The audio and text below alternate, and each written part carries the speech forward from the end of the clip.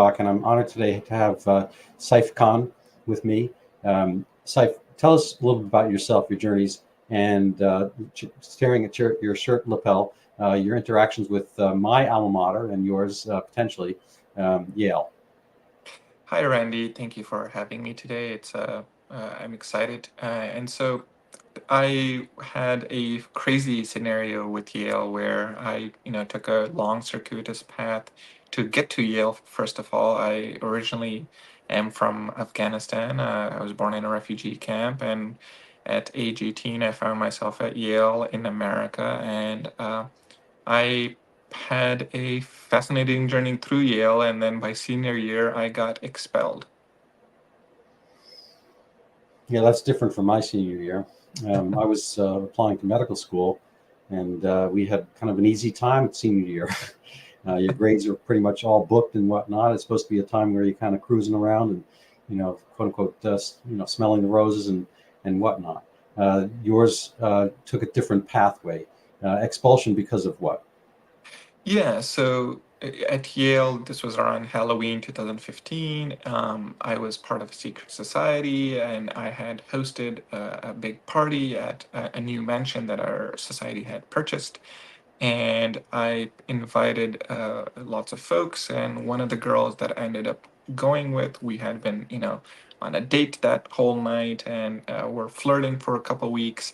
Ended up accusing me of sexual assault, and Yale suspended me immediately on an emergency basis uh, with no investigation whatsoever, and initiated deportation proceedings, initiated criminal charges, the the whole shebang. And it's been quite a journey ever since that pivotal moment.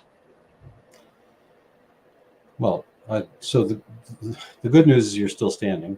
Um, but people will want to know, I mean, here he is. He's on this podcast and whatnot.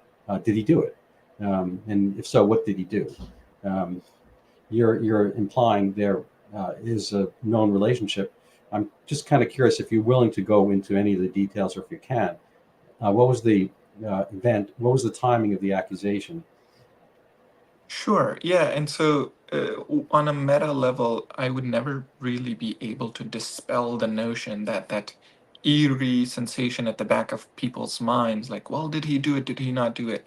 Despite having a not guilty verdict, despite having overwhelming evidence that I am innocent, that I did not do it, the scarlet letter sears and burns through my skin, and I'm forever burnt with it. I am forever hurt, and so it's painful. While I might have personally overcome the, mental anguish related to it to whatever degree that I am trying my best with, it is a fact that in society, once you're branded in a certain way, it just sticks with you, and so people forget every other aspect of my existence. And what happened was it was, I'll tell you a summarized version, and then you can choose which angle to discuss further in.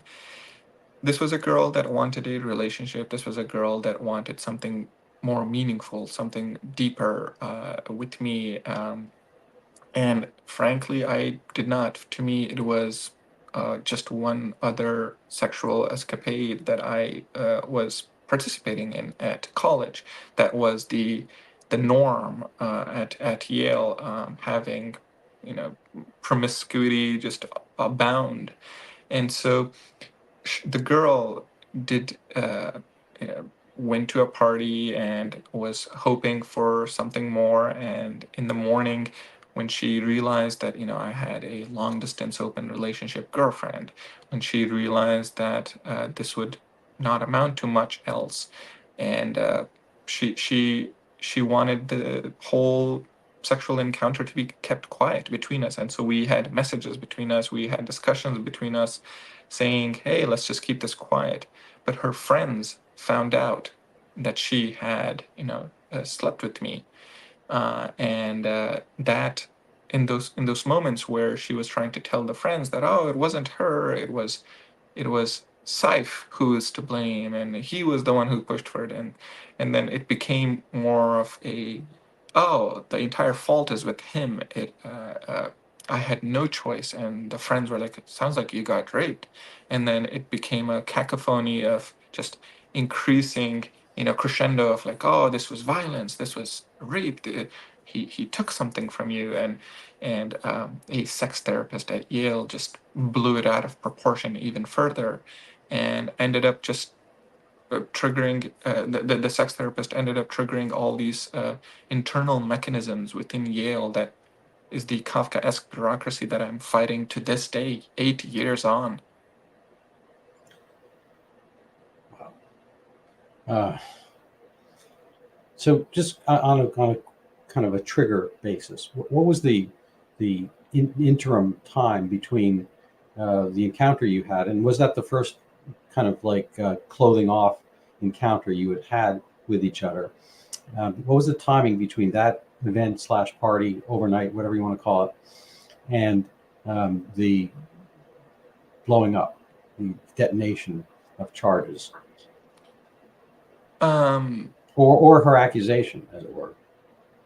right. So I think we had known each other for a couple of weeks. This was, I guess, we were flirting back and forth, romantic and sexually charged messages with each other, and we used to work in the same dining hall, student workers, and I had met her a few times before. She had met my girlfriend the summer before.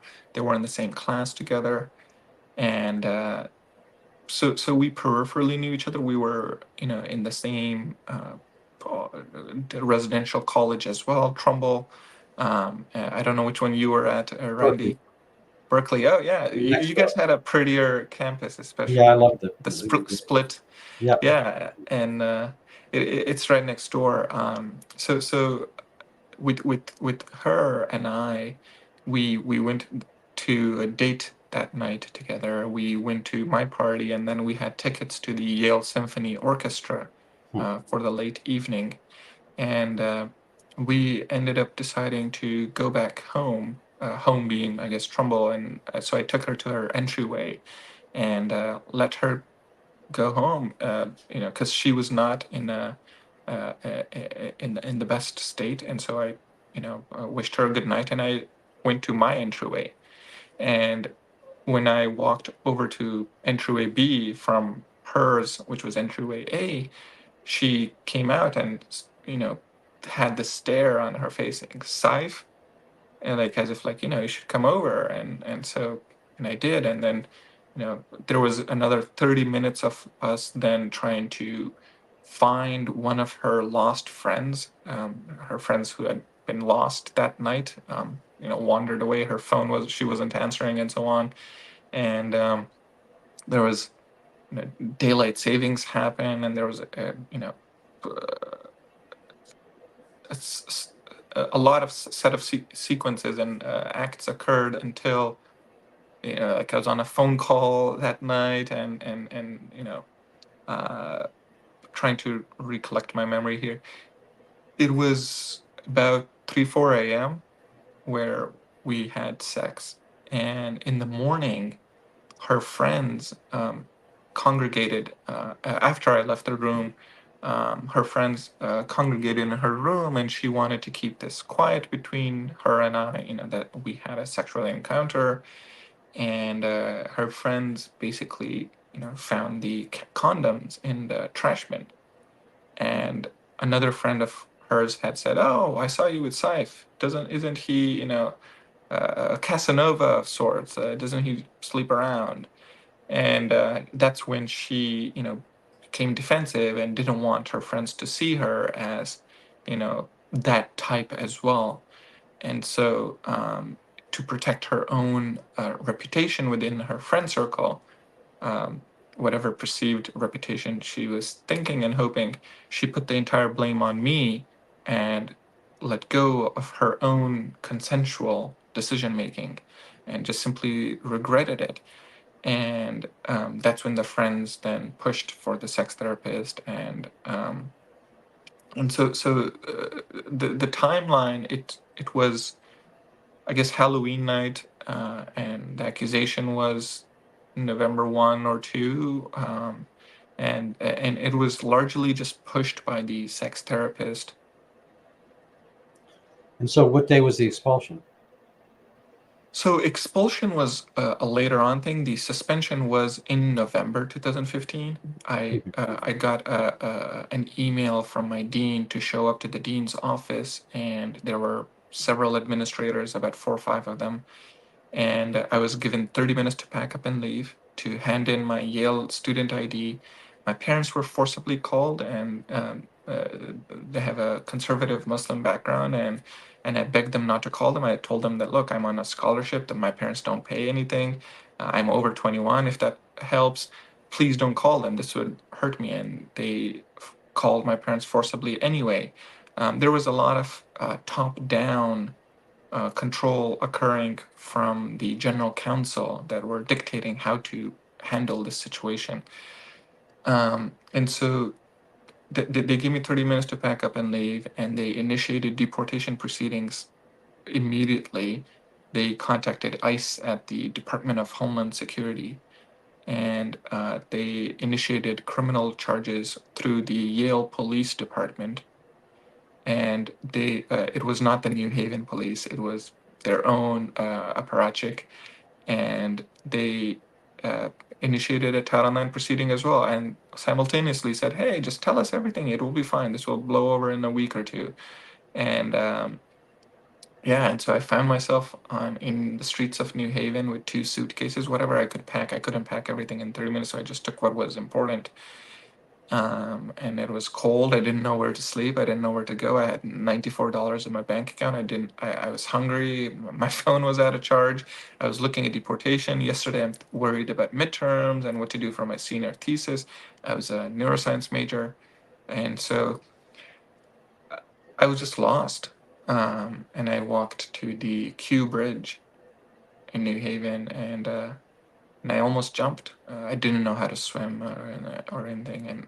And so I thought that it was over, but some childhood memories helped me remember that it's worth staying on and staying alive, and I ended up, you know, not jumping, and yeah, so I decided to fight, but it. It was many, many years later until the expulsion. So, to be very definitional about the expulsion, the Yale put me on an emergency suspension, which was, I guess, in effect an expulsion, but not technically. The expulsion came much later. First, I begged and begged the university to allow me to handle the criminal accusation first, so that I could then focus on the internal Title IX, because I couldn't jeopardize myself to do both things at once, because anything I say could be used against me.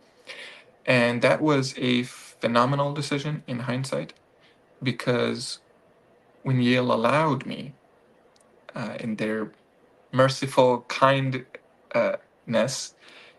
to deal with the criminal accusation first, it went all the way to a trial.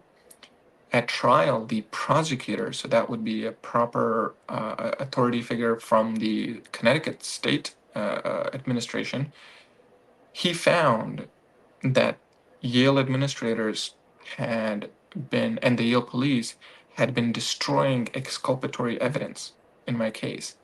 And so it was exculpatory evidence that led to my exoneration.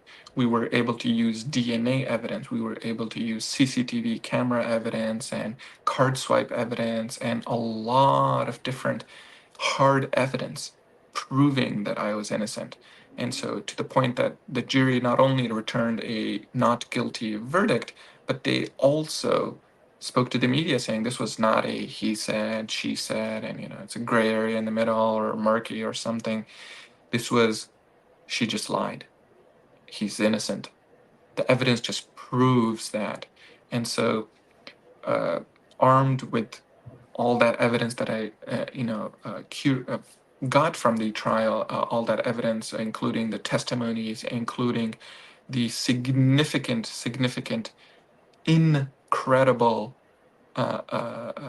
problems with the alleged victims, the false accusers' testimony.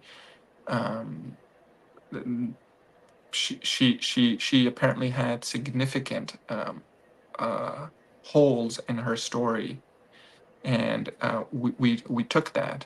I took that to the then resumed Yale procedures, the Title IX procedures, and in those procedures, I submitted all of that evidence, and Yale disregarded all of that evidence. They did not allow my attorney to speak. They did not allow me to have any cross-examination. There was no oath.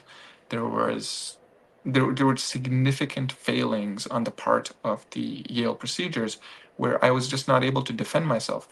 And then they found me guilty within the Yale procedures, and that's when that resulted in an expulsion. So it was many years later.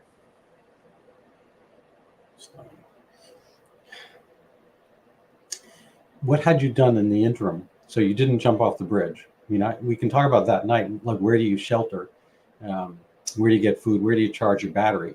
Jerry Seinfeld has a kind of recent return to comedy, and he had a hilarious bit that people's own mood, and in large part on a diurnal basis, depends on the battery level of their phone. It's like, I can't talk to you. I'm at 5%. Or you see them on the street. No, I can't stay. I'm at 2%. And if they're at 80%, they're good. And I think probably also applies to Tesla owners. I can't stay here. I'm 10%. Whatever. So I would imagine your emotional batteries were below zero, and you have to recharge your physical batteries, your battery of food and all that kind of stuff. I mean, I think it should be a movie, I guess. I don't know if you've entertained writing or novel, kind of a story about this, but I think it's a movie at some point. The question I have, I mean, there's multiple questions, but one would be, A, what have you done in the interim?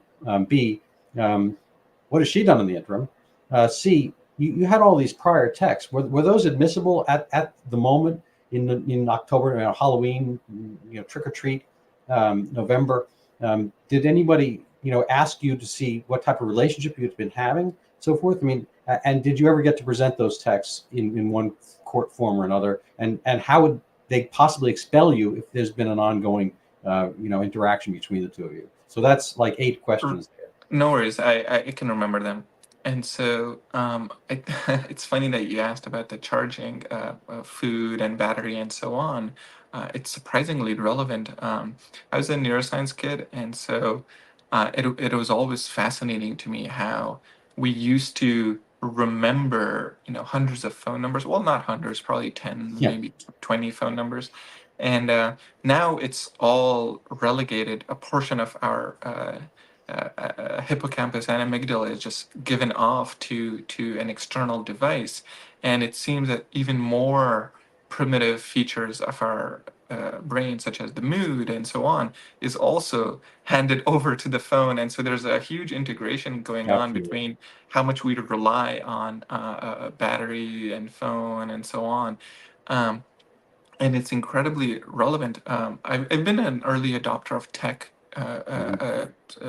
since childhood, with whatever I could get my hands on.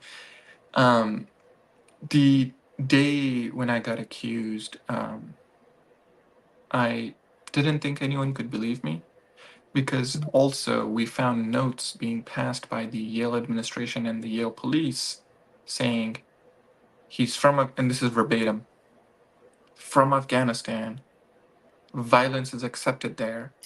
He must have done it. And this is not me exaggerating. This is not me mincing words. This is what they have said. I tell you, before you go on, I spent my years in New Haven. I've been mugged a few times in my life, but pretty violently in New Haven, before Afghanis were there and whatnot. New Haven itself, I mean, it's not like we've never heard of violence before, Afghani refugees showed up. I'm sorry to interrupt. No worries. And so that was their thesis or whatever. The reason I mention this, and not only is it relevant from an evidence standpoint, but what I was facing, and I felt it. I felt that how could I possibly, in a culture that so overwhelmingly is dis- disposed against, accused, those accused of sexual assault, and then particularly combined with this layer of information, and then with the powerful institution who has suddenly, switched their tune against me, where I'm a pariah and they've kicked me out, and so I was really close to jumping. And that's one of the problems with this institution, because there are quite a number of kids who are no longer with us. There are quite a number of young men who are deeply hurt. um, yeah, so when I got, and this is, I guess, where it gets funny, if you could call it that. When I got off that bridge, I went to McDonald's.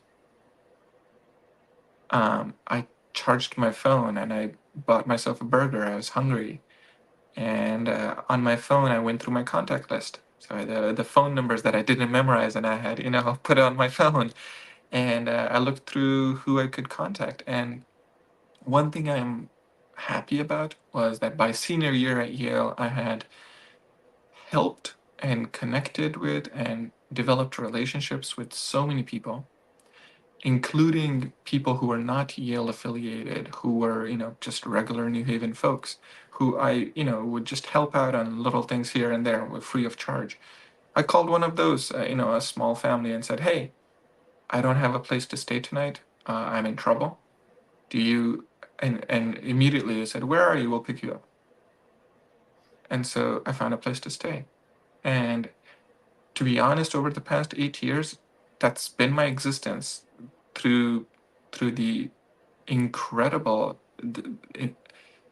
immense hospitality of the average American. There is so much beauty, there's so much power in the average American's ability to stand up. And that's honestly what makes America so great. It's not, I mean, the other variables help quite a bit in terms of, it's a continental landmass. It's has these resources. It has, a strong military. It has these things. But none of that matters if it wasn't for the people. And the American people are, I've been to about 20 different countries.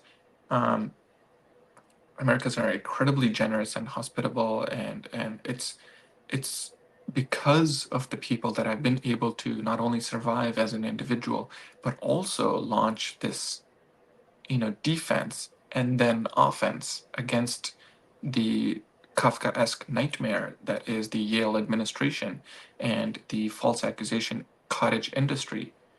And so, yeah, it's what I've been doing in the meantime in the 8 years. Well, at first I had to get out of Dodge and figure out how to not get deported. I got so goddamn lucky. I found people to post bail for me. Yale had, put $100,000 bail bond on me, and for a student with $94 in a foreign country in a foreign language, it was incredibly unlikely to come up with such large sums. Um, and before ICE could come to the, jail or a holding cell where I was at, to, take me and initiate deportation, I was out. And then I just started figuring out what to do with the situation I was in. And it was also incredibly shocking, because it's just, there's an extra level of shock that occurs when when you haven't done it, when you're accused of something, and it's like, well, what are you talking about? And you're just rummaging through your memory, like, what did I actually even do? What? And you're just playing the scenario, and I was like looking at the rules online, saying like, what does this thing mean? What is this thing? What am I being charged with? And it just did not make sense. I was confused and bewildered and scared. It was incredibly scary and depressing, and anxiety ridden, just the thought that I could go to jail. This is not who I am. I've not done it, any such thing. What the hell is going on? And so for the first couple of years, I was purely defense mode, figuring out how to not go to jail. And I tried my best to find other paths in life. I tried to actually build two different startups at different time periods. Um, I love creative work. I love building. I love being productive. Um, I couldn't, not just because of the criminal accusation background that not only shows up on every aspect, but also the prosecutor's office would say, "Oh, we're going to hold a trial this month," and then I would get ready, and then they would say, "Okay, 2-3 months from now," and then 2-3 months from now, and it would just get delayed. And the problem was I couldn't, I was trying to build a Silicon Valley startup in the Bay Area, and I couldn't just, you know, do anything. I couldn't commit to anything, and that constant pulling back of all my energy and attention and towards this problem, it it really starkly showed me that I must burn my ships. I disallowed myself from hedging. I disallowed myself from really looking at anything, and I said, this is war, and I'm war with Yale. And I just went for it, and I was like, all right, I'm going to do this in the most methodical, meticulous manner that I know. I am a Khan after all. And It's like king, isn't it? Or yeah, Genghis Khan, yeah, and it's actually an earned title in my part of the world. My great grandfather, he fought some village and another clan, yeah. and protected this thing, and so he earned the title of Khan. We pronounce it Khan, but a lot of Americans have a difficulty with the Kha. Um, yeah, and so I just looked at what does the word law mean? What is the word Title IX? What is this thing? What is that thing? And how should this happen? And um, I started going on the offensive. And since the criminal trial, I've done my best to prepare myself for the ongoing attacks against me. And even when I was found not guilty, there was flurry of media attention. You brought up some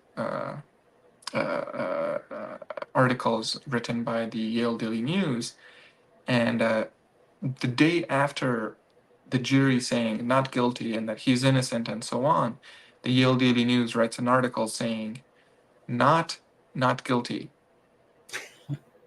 And so then they use this twisted Yale logic that, well, just because he was found not guilty doesn't mean that he's actually not guilty. And so there was this constant onslaught from the New York Times. That reporter now works at the New York Times now, from Time Magazine, BuzzFeed, Huffington Post, and a lot of different organizations just finding anything and everything they could possibly find to take away my innocence. They hated that decision. There was a petition against me, 77,000 people saying, with all sorts of vitriolic commentary, saying he should be shoved into a bathroom and his bones should be broken and he should be raped 100 times and his entire family should be murdered, and just all sorts of fanatical, crazy comments by people who didn't know me. For something I didn't do, for something I was found not guilty. My innocence was presumed from the beginning, and it always has been presumed, just like a regular American. But again, it's the scarlet letter.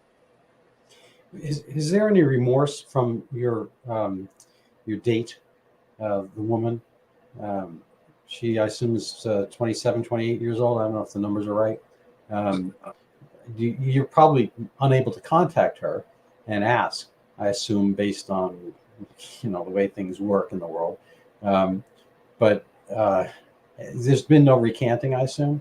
Well, so let me I can see, Randy, that as I have been telling you my story, I can see how much this is emotionally painful to really anybody I tell my story to. The following part would make you angry.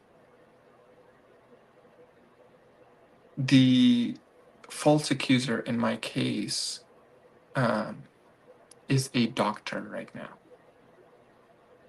She's gone through her residency, going through her residency. She's 30 years old. She she used the story, the fake story, to overcome some of the pre-med requirements needed to get into a good school. And because when at Yale, if you go through something that is uh, It's a bad, difficult, yeah. you get incentives to overcome. She had failed physics, and you know it was not her strong suit, along with other grades, and so she used that story along with, you know, as you know, the not just the match system, but the applying to medical school has gotten incredibly competitive. Um, so she used this story as her way to get in. And whether she has remorse or not, um, I don't know what her mens rea is, what's on her mind, but she's unable, she's stuck. She's now, you know, she loses her medical license. She loses, you know, a lot of things if she admits that she did this. And so, and I will make her admit this. And I will ensure that she completely loses all of those things and more. So it's a difficult situation, whether one can attribute it to childhood naivete, even though she was 21, 22 years old, um, whether one can, you know, attribute it to, you know, a mishap or a stupid decision, or it has had real life deleterious consequences for me, for many others. She has hurt my mother, she has hurt my family, she has hurt an entire ecosystem around me for something I didn't do, for Yeah. something as trivial and petty as some grades. So believe all women has, I don't know if the moment of that slogan has passed. I'm assuming that the roommates are women, and the sex therapist, I'm guessing, Yes, all of them. is a woman, and I'm also kind of guessing that a fair number of the administrators who had you jettisoned are women. I have no idea. Um, Close to 100% her women in my. right. So since we have you and I on one side, and I still identify as a guy, um, uh, so what percentage of women should we believe? I mean, it's an absurdity because women argue amongst themselves. I have my little, what is it, manacle here.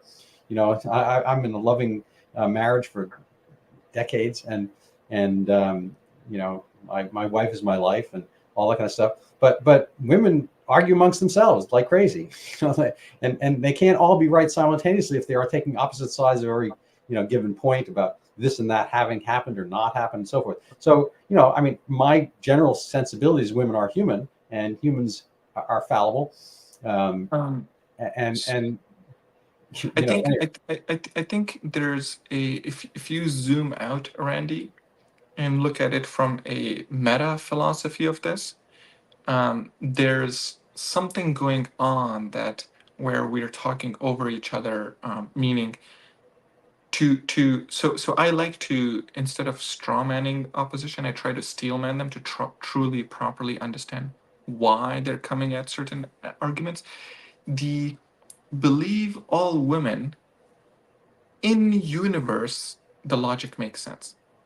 So what does that mean? Just like any religion or whether it's wokeism or any Marvel universe or DC universe or so on, there are certain a prioris that you must agree with, and thus it allows for the rest of the uh, pyramid to stand sturdy. The Your mistake, if I could call it a mistake, because Yeah. is that you have you have a tendency towards truth. You have a tendency towards saying, hey, there's a thing called reality. There is, everybody has a level of participation in it. Now, of course, we're humans. We all have fallibility. We're not going to remember reality, all of it. In fact, we don't even perceive all the layers of reality. We don't even perceive infrared or UV rays and so on. It's like there's a lot of richness of existence that we just miss simply because of the type of biological organism we are. But there's a credibility factor, and there is a verifiability aspect where you can test a thing like, hey, you said X, but that was not provably possible because, let's say, there was an alibi or there's video evidence or so on and so forth. So that's an outwards directionality, and in that directionality is where you're making the mistake. In the believe all women zeitgeist, in that universe, the directionality is inward, which is what allows them to go into a room of people where everybody is disagreeing with each other, but somebody is like, you're correct, and you're correct, and you're correct, in a very Oprah Winfrey way esque, like everybody's correct. And it's the direction is inwards. It's to assuage the feelings of people. And that's why feelings are put on such a high pedestal, because they don't care that reality is a certain way. It's just more of what is your perception. And that directionality is where you're making that mistake, because you're assuming they play on the same playing field. Exactly. No, I totally get that. It's fish. It's like fish trying to understand birds. Um, I mean, they live and breathe. Well, fish breathe in a different way, but they're definitely on different planes. They have different perspectives and so forth. And yeah, no, there's kind of an Alice in Wonderland. Keeping with the animal analogy, I think it's unfair to kangaroos to, to to call what we do at these Title IX sessions a kangaroo court, because I'm sure kangaroos treat each other more fairly. I'm not even joking. I would imagine in the animal world, the kangaroos treat each other more fairly than what happens in a kangaroo court. I don't know how the poor kangaroos got involved in this. They probably had nothing to do with it.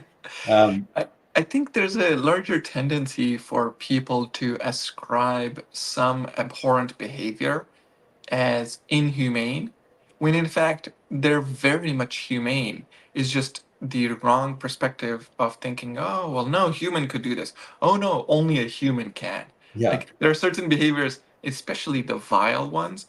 Yeah, only a human can do that. yeah, no, it's a funny thing. Yeah, because obviously kangaroos, despite the fact that some of them, I think only women have pouches, they actually don't have cash. This is I've got a great kangaroo joke, but I'm going to have to skip over it till later. Um, but all the other animals, they don't have the literal or figurative currency that we do. They can't think in the future. They can't think about their bank accounts or Right. how their celebrity might increase. And so where raccoons are just doing their raccoon stuff, and you may hate it when they tip over your garbage can, but they're doing something things on a very base level, which is feeding themselves on a day-to-day basis. Obviously humans for better have gotten away from that. Yeah. I wouldn't say just for worse, because it's a tough life. I think it's Hobbes who said life is difficult, brutish, and short. Um, Historically, and in a feudal Yes. system, lives are futile as well. So Right. where I'm happy about civilization, but civilization is on the predicate that people are reasonably civil to each other. We've lost so much civility, on our streets and whatnot. Kind of homeless encampments and whatnot. And a lot of these are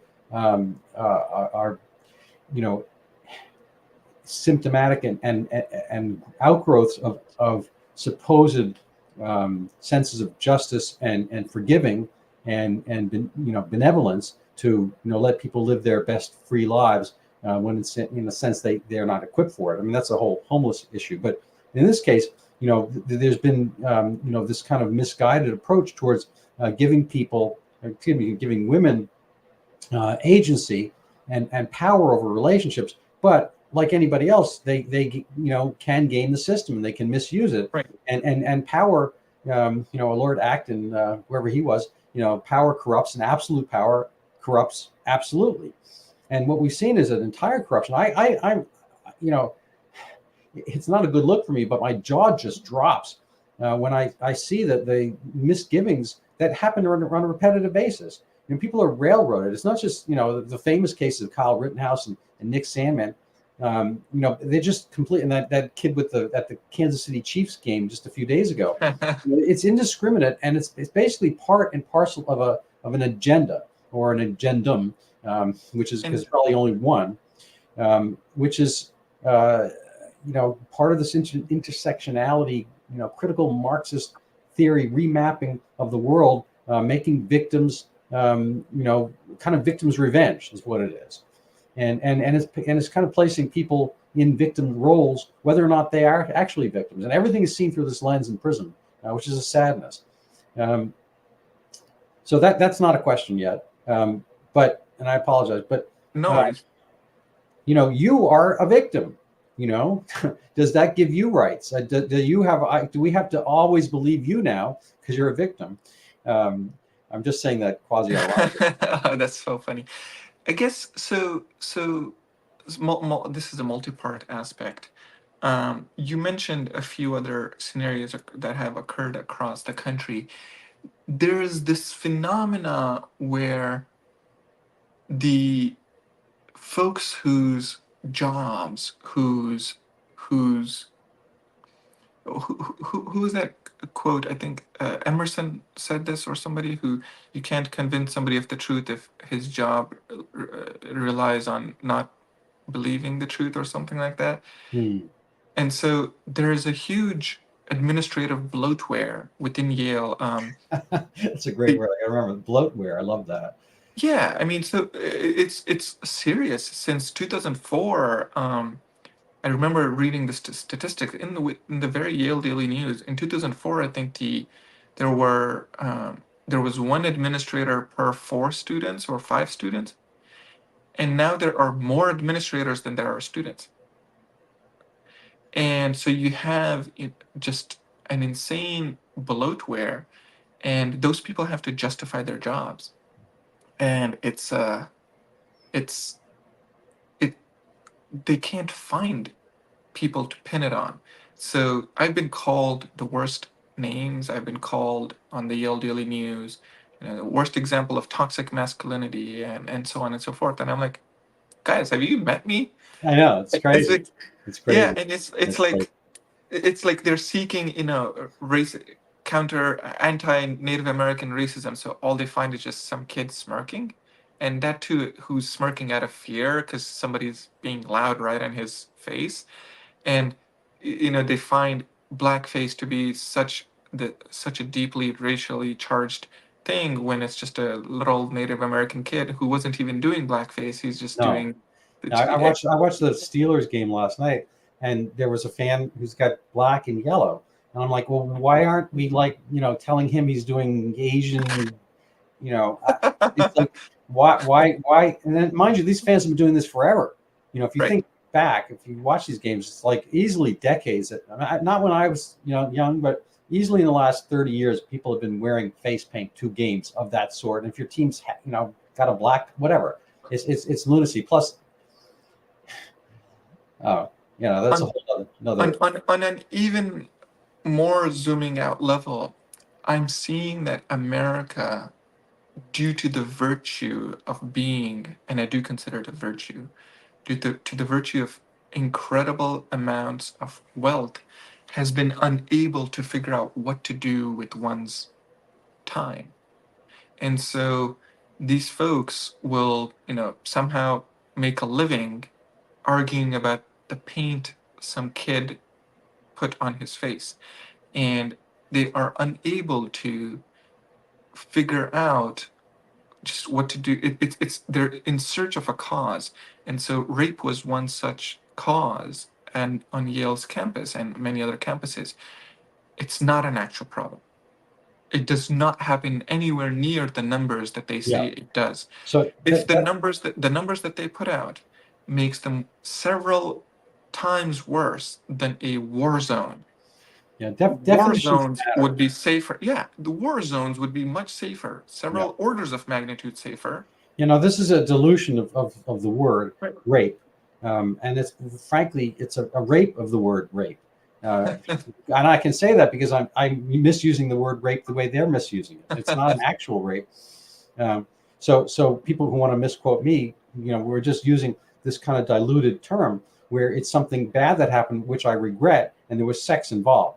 I think anybody's career can be upended retroactively based on remorse. We've seen this, in the courts lately. There's the Bergdorf Goodman woman who came out 26 years after the fact and said Donald Trump did X, Y, and Z. And mind you, the figures, they tend to be picked out politically. But Joe Biden did something probably worse to this woman who's got the same name as Bill Clinton's Tara Reid figure. Her name is also Tara Reid, but spelled, like you read a book with an E at the end. Yeah. And you hear nothing about that. These things are brought out and trotted out as weapons. This is a war that goes on, and it happens in a political sense. I don't think yours was political at the moment. So think- it was there was incredible politics ongoing in the background. So what was occurring with Yale was in 2011 when Obama wrote the Dear Colleague letter instructing colleges across the nation that, hey, if you do not take crime seriously on campus and if you don't do anything about rape, I will pull your federal funding. And Yale receives hundreds of millions of dollars annually for research and so on. And Yale was under investigation by the Ed Department from 2012 to 2014 and so on, and they came to an agreement to create a new policy, which came out October 26, 2015. November 2, I get accused. I was their first guinea pig. I was somebody that they wanted to use to throw to the wolves to show, see how tough we are on crime. Yeah. Now we've advanced so far from the biblical, putting out the sacrificial lamb, which literally was done. Early Judaism, involved sacrifice. I'm sure a lot of other religions as well. You would char, the Aztecs sacrificed, humans, virgins, whatever, to appease the gods when you didn't understand the world. And we've moved on so much that we we do it without actual, without any CO2 production.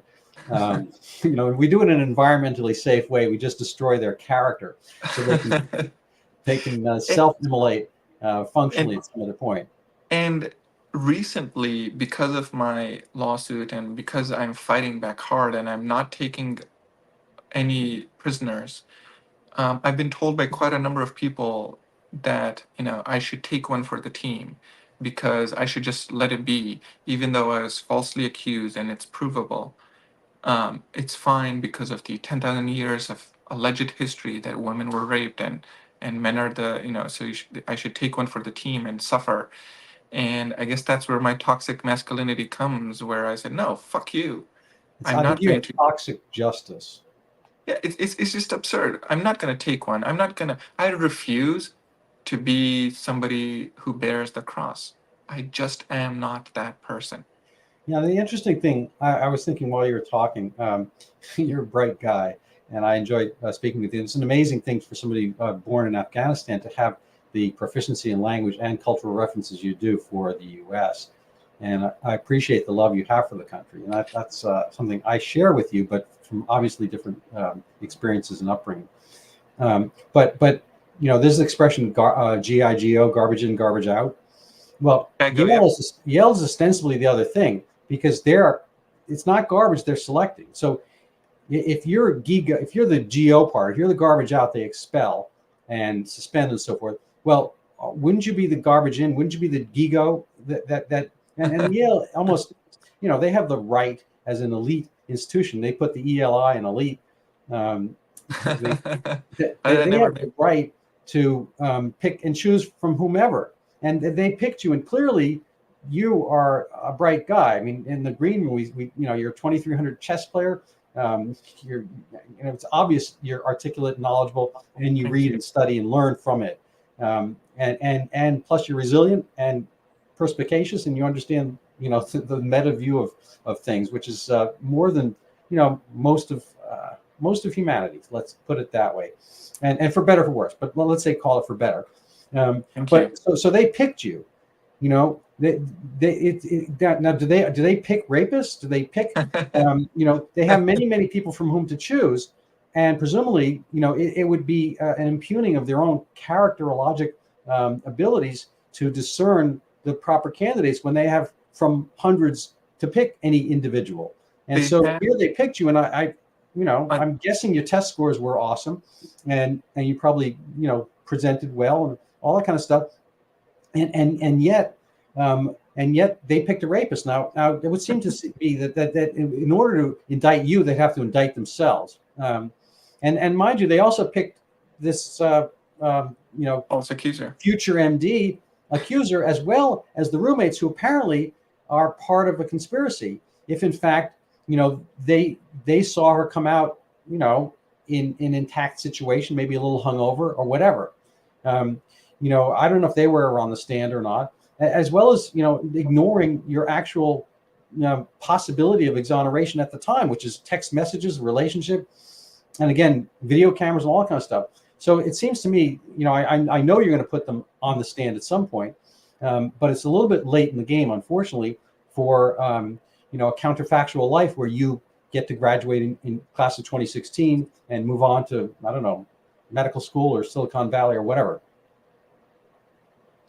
Yeah, so there was like I guess a ton of information there. So, and first of all, I mean, thank you for the compliments. I usually get asked, how did you pick up English so well? And I say, oh, I picked it up from Charlie Chaplin movies, and so goes over people's heads because I guess the younger Yeah, silent generations. movies. Yeah. Yeah, and so I try to make silly jokes about these things.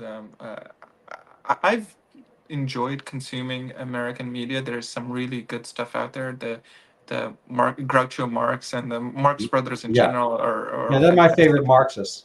Yeah, they're my favorite Marxists too, and they're incredible. Um, I love wordplay.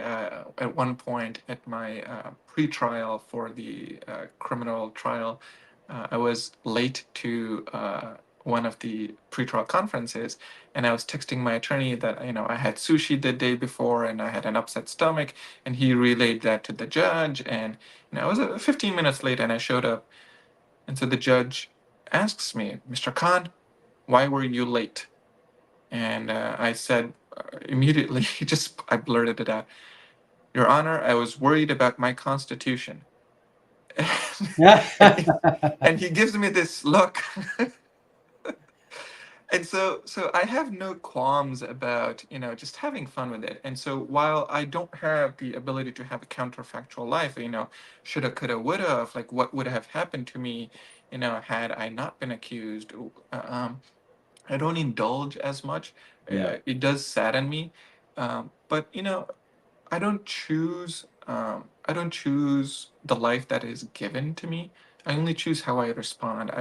Otherwise, I would be here bemoaning the fact that I was born in a refugee camp, that I had a not so great start. Frankly, I don't care. Hmm. I'm not bothered by it. It is what it is. I'm just happy to be alive, and so I just do what I can do best. And so it's why I actually shy away heavily from the label of victim. Am I a victim of a false accusation? Yes. Did I get hurt and attacked? Yes. But I just don't let it get to me. It's just more of like, I'm Saif. Hi, nice Yeah. to meet you. And Yeah. so Well, that's a that's it. lovely thing. So, invariably, when people Google my name, they find this thing I'm going to mention. It's not, this interview is not about me, Of but I course. just want to put it out there. I was suspended from the Board of Registration of Medicine in 2014.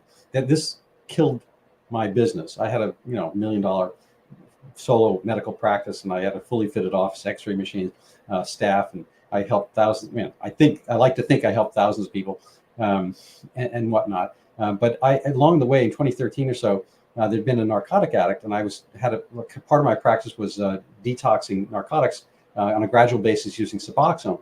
And so I had a very varied, we'll say colorful coterie of patients, kind of ancillary to my regular practice. About 40% of my practice became doing this outpatient detox.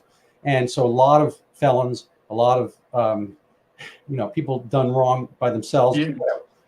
But one guy, 4 months after the fact, he was 10 years younger than me. I say was because since he had passed from narcotic overdose, not having finished my treatment. So, God rest his soul and all that kind of stuff. But 350 pounds, 6'3", Wow. 10 years younger than me. And I'm a guy who stops at like yellow lights. I have no traffic record, no criminal record. Whatever. I'm kind of, obviously a little bit of a doobie, a good boy, whatever, good test scores, went to Yale, blah, blah, blah. I have a lot invested, literally and figuratively in my practice, my life, my employees, et cetera, et cetera, et cetera. Yeah. I've been in the same spot for 20 years. Anyway, long story short is like 4 months after the fact, after I saw him once, and he had an emotional session with me because he kind of was dealing drugs and on disability and so forth. And I kind of pointed out a little bit of the irony of collecting disability while I was able to fix, fences and build houses and sell drugs and all. Anyway, and so he wept when he was in my session, and I had hit a chord on some level, and I thought this was a good thing. And most of the time it is.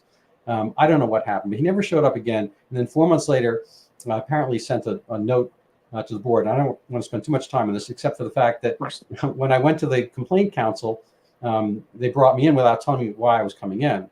They kind of railroaded. They do not do general civil process. They don't do due process the way courts are. It's a bureaucratic system. It's analogous to the Yale situation, probably a little bit better. And he shoved this letter at me, and I read this thing that the guy wrote, and he said like I had thrown his glasses on the ground, I had kind of pushed him in the stomach, and I said bad words about his wife, blah blah blah. And I said, I read the letter. I'm like, wow, you should suspend this guy. He says, aha, so you're resigning. I'm like, me? No. He says, well, what did you just say? I said, well, the guy in that letter, if he existed, you should suspend him. It just doesn't happen to be me. It's a fictional account. Look when he wrote it. I said, he's 6'3". There were 6 people in the office at the time. If I had done any of those things, he would have punched me. I'd be, like, look, think about it realistically. Like, how could this have happened? And he waits 4 months. He doesn't yell, scream, do anything. There are multiple people, the other patients, my staff, like, crazy. And plus, how many other people have I done this to in my life? Why would I do this? Because there has to be a pattern or something. Anyway, so that was like water, off a duck's back. He didn't, his job is to be that, engine that goes down the tracks this direction. And they want to get, pelts. They want to capture your hide. And so at a point a little bit further down the road, he said, we're going to suspend you unless you admit never to do this again. I said, functionally, I cannot admit never to do again what I never did in the first place. And so they were not used to people, fighting them. I fought them. I thought it was going to be 7-day emergency hearing, a little bit similar circumstances. Again, I don't want to spend too much time. Yeah. This is my final part of it. But I had deep sympathy when you're talking about this because I thought it was going to be a 7-day process. I knew all along I'd never done this because my memory's not perfect, but I remember what I don't do. It's because it just doesn't fit one's behavior. Years. And I've had a case in the federal court system of late. It's a kind of my revenge tour. I don't think it's going to win because it's very difficult to sue a prosecutorial, like a policing part of the state. Anyway, but people can read it there. But I know a lot of people, when they see this, they're going to Google me just because you're my interlocutor. And I just want to put that out there. We can reference this statement or cut it out. Either one. There's a lot related to these quasi-judicial systems where they try to get away with certain aspects. The significance of the Connecticut Supreme Court decision and the Second Circuit decision was related to this, and so it expands beyond merely Title IX. I was on the front page of Bloomberg.com and on Bloomberg Law, relating to this Yale law professor taking my case and saying, hey, this applies to companies. This applies to any organization that has a judicial function that they're performing. So medical licensing board, using these things, they must be now in compliance with Con v. Yale if they want immunity of sorts. And so I don't know about how statute of limitations would work in your situation. It is horrendous. There are so many people who are itching, who are, these mini police. It's like that Princeton president who ended up going to politics in DC, and people said, "Hey, why did you join the government?" And he's like, "And why did you leave academia?" And he's like, "Because academia, to escape the politics." And so Is that Woodrow Wilson said that? yeah, I think so. It was him or like somebody else who said, to escape the politics. And so when it becomes silly and petty, the stakes somehow become so intense over things that are just blatantly not true. I And know. I with to commiserate in a sense, Yale even called me when there was huge pressures against me. Yale called me, hey, why don't you, take some time off, take a medical leave, and then come back. And, you can graduate when there's less pressure. And I said no. So Yale from the very start hated, they hated that I don't kowtow. Yeah. And so whatever their admission procedures or policies are these days, by the way, there are two movements going on for admissions, not just like the affirmative action being thrown out and so on. Uh, Great decision from SCOTUS. But there's also, they're saying they should ban the box, meaning they will now not take into consideration any criminal history, especially juvenile history, that somebody has had, except with an addendum, anything that is sexual. Hmm. So they want to know anybody who has a sexual history, or and that does not include just criminal. It includes everything. So if somebody informally ever said, "Hey, you touched me inappropriately in middle school or elementary school or high school or whatever," that would be considered against you in admissions. But if you've murdered somebody, that would not be considered against you. If you've Yeah. been quite literally convicted of murder, that's not considered a.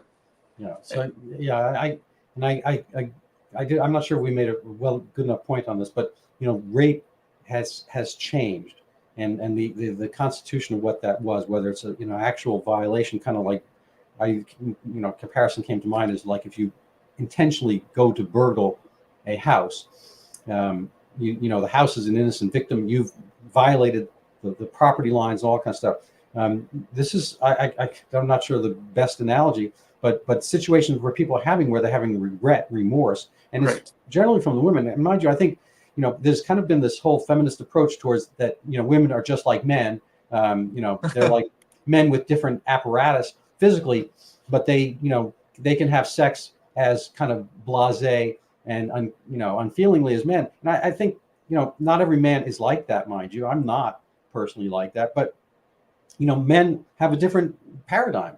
Men, it takes work and effort to seduce a woman, and again, I'm sure this gets misquoted and whatnot, taken out of context. But generally speaking, women have to be more protective. They can get pregnant. Men cannot get pregnant, and women are going to be far kind of worse recipient of the vector of sexual transmitted illness. They're much more likely to catch Right. HIV from a guy than vice versa. Right. They're at higher risk, and they should be more provident and more considerate and prudent about what they're doing than guys. And guys, guys are guys. And this is kind of, I think, again, fairly well documented biologically, but everyone seems to want to upend that. And so the horrible cases of rape that occur, and we've seen, there's, I don't want to get too political here, but what I call the Hamassaker, there was genuine rape, and then when it's not in a politically correct direction, it gets discounted. So, rape. Believe all women unless you're a Jewish Israeli woman. Yeah. So that gets kind of like discounted. But on the other hand, if you've been on a date, you got drunk, and you are in a sort of a complicit position about which you have remorse, regret, and later retroactive circumspection, that's rape. That's not rape. That's something. Maybe it's a bad situation. Maybe it's something you don't want to relive. Maybe you want something you want to forget. But rape is sort of the thing at knife point, at threat, and so forth. And there's no shortage of that. And I think it dilutes. It's kind of like when people call everything a genocide. There have been genocides, and you dilute the concept of when you call everything else that is murdery, Right. violent, no doubt violent and unpleasant, and something I don't want to be part of. But not everything, not every war is genocide. Not every act of So people, when they take when they try to spread these words, they actually take away the potency and the horror of the people who actually go through those things themselves. Randy, that potency and the heart of things and the essence of something that I wanted to touch on earlier, and so thanks for bringing up the dilution element of this phenomena. Something that I have noticed on a philosophy level is there's a reason why there's such insane and intense hatred towards due process, is because due process is merely a filter from the all accusations which then get filtered, and then upon the end of it there's a conviction of sorts. We as society have given powers to the government to then pursue certain penal codes and have that filter to uphold a conviction. And when you uphold a conviction that has been filtered, there is sanctity in that, and it does not allow the dilution of the word victim or the word convicted. And so a convicted rapist, we as a society can say that this person did it to a great degree, and not not taking into consideration the exceptions like the Reasonable Innocence degree, of course. Project and so on. And so when you remove that filter system, you allow that directionally different system in place, which is not beholden to the truth. It is more beholden to you're correct and you're correct, and then there's some sort of arbiter who doles out punishment. There's an arbiter who determines who's good and who's bad, and that is at the heart of the communist approach to things, which is saying rather than having individuals having rights and having a state wielded power to then convict them, but only if there are these protections.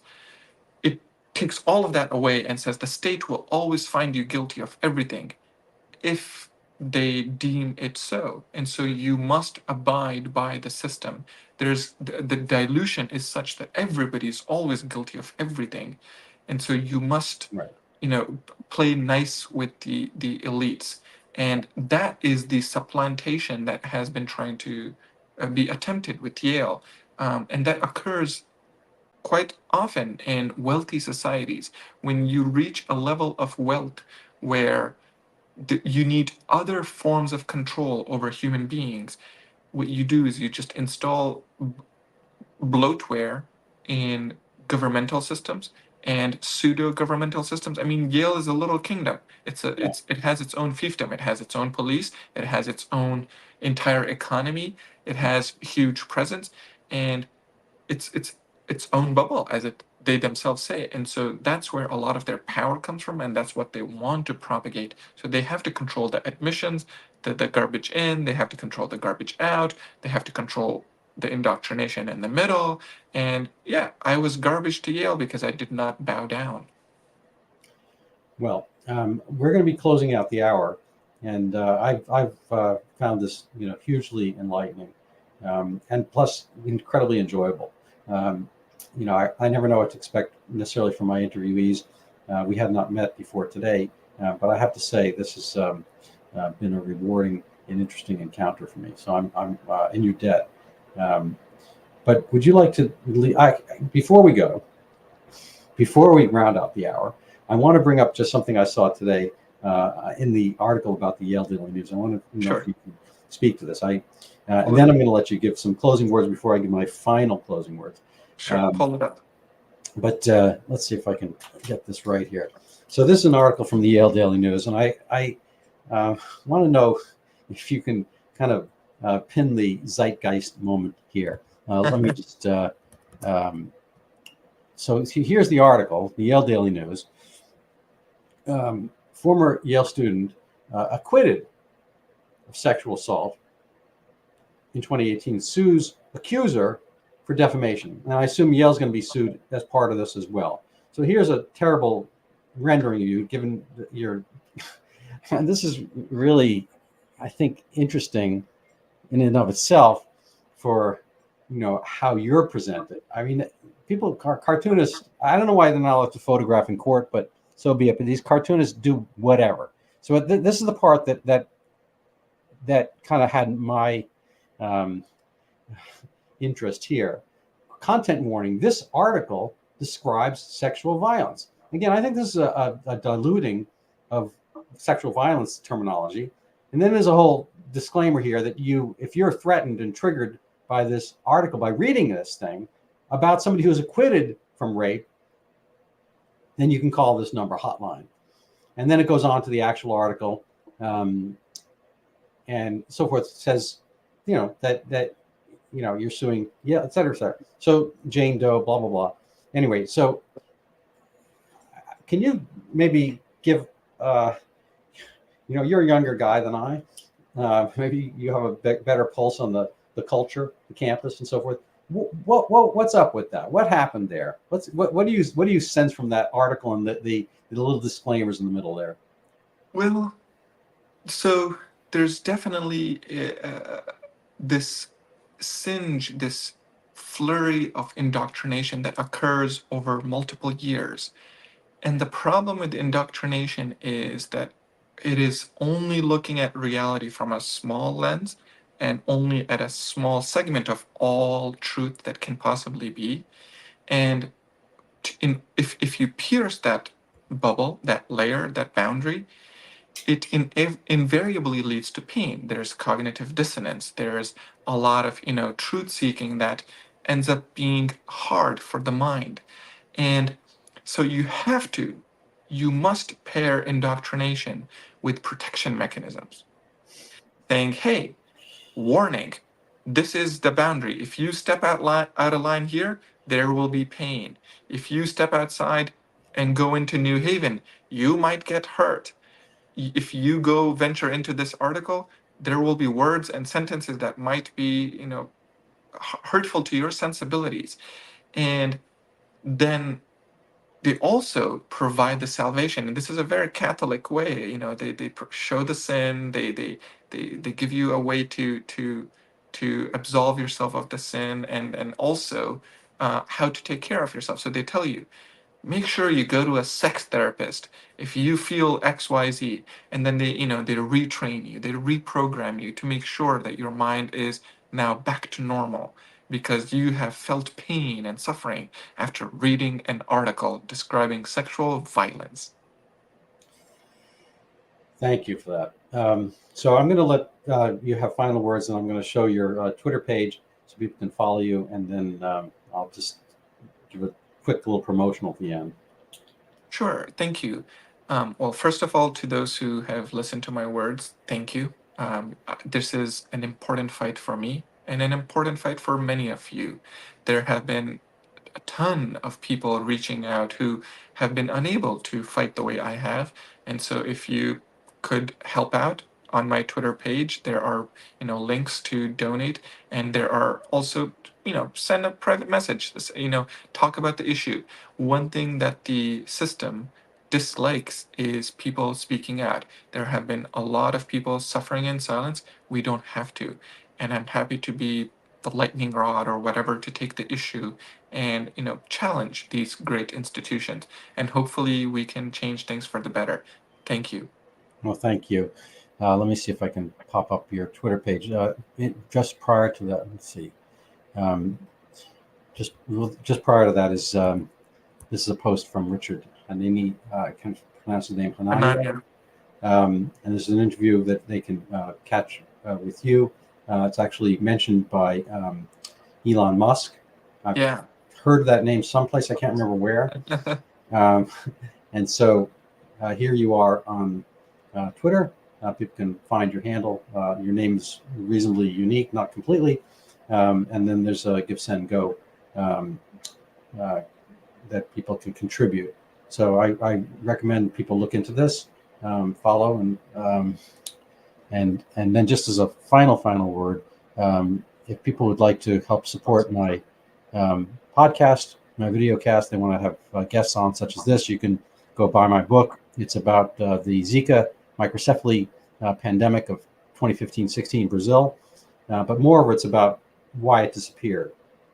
This book's called Overturning Zika, the Pandemic That Never Was.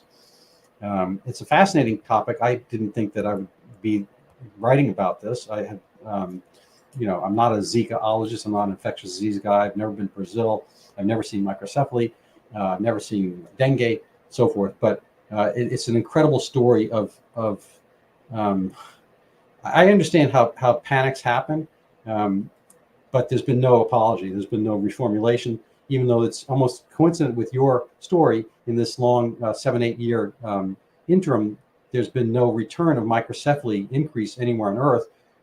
Zika is a real but rare dengue virus. It's basically there are 4 dengues, and Zika is kind of the 5th one. So it's not really a human dengue. It's probably a primate dengue. Doesn't cause any human. We had dengue in Pakistan. Fair enough. But there's never been any microcephaly attached to dengue. And there are millions of cases worldwide of dengue every year. And there was never any microcephaly burst from it. There was probably a slight blip or a bubble of randomness that had a little bit more microcephaly in Recife, Brazil in 2015. And somebody from, anyway, the two are connected. I'm not going to get too far into it, but the book is interesting, fascinating. Anyway, I understand how it kind of all happened as a phenomenon, because humans are funny and they believe stuff, as we've talked about. But the fact that nobody's gone back to re-examine this and relitigate it and form their opinions so that women that women can be free of one extra worry. I instead of believe all women, I'd like to relieve all women of this one burden. I just came up with that. One's good. It can be taken in the wrong way. Oh, you want to relieve all women? Good point. Like everything else, and especially since I'm the guy saying it, no doubt it'll be equally toxic. Anyway, so that's what people can do. They can buy the book. It's even better if they read it. It's even better if they read it and review it. It's even better if they read it and review it and give me a good review. And I'm hoping to kind of take that one back, so women don't have to fuss over insect repellent. All throughout the tropics, a billion young families have to worry that they're doing the wrong thing, when in fact there is no wrong thing to be done in this particular regard. So people deserve an apology, but it's kind of a huge $1 billion, speaking of money, it's like $1 billion Zika industry, as it were, since now, and they can't go backwards because they would lose face, they lose reputation. And so there's some resonance with your story and our story of our institutions and their corruption. So that's it. That's all I got. Thank you so much, Saif, for coming on. I hope this is the beginning of potential return, because I enjoy talking with you, and I'd love to meet you at some point and/or have you back on the show. And that would be incredible. I enjoyed my time with you. Thank you, Randy. All right. So we're going to say goodbye to everybody else.